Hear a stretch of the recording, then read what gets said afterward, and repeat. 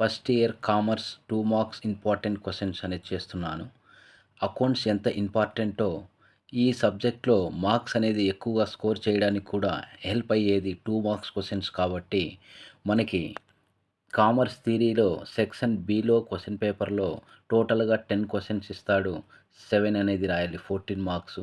అలాగే అకౌంట్స్‌లో కూడా 2 marks questions అనేది టోటల్‌గా సెక్షన్ ఎఫ్‌లో టోటల్‌గా 10 క్వెషన్స్ అనేది ఇస్తాడు. 7 అనేది రాయాలి. అంటే 14 మార్క్స్.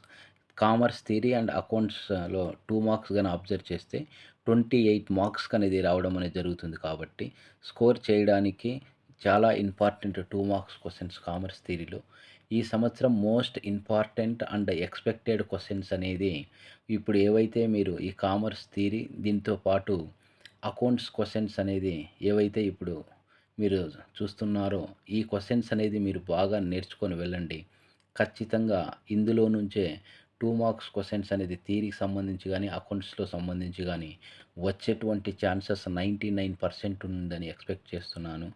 మీరు గతంలో అంటే ఎకనామిక్స్ సంబంధించిన క్వెషన్స్ ఇంపార్టెంట్ ఇచ్చిన లిస్ట్ గూడా మీరు ఫాలో అయినట్లయితే తెలుస్తాది. ఎగ్జామ్‌లో ఎన్ని క్వెషన్‌లొచ్చాయి అనేసి. కాబట్టి కామర్స్‌లో గూడా కాన్ఫిడెంట్‌గా చదువుకొని వెళ్ళండి ఈ క్వెషన్స్.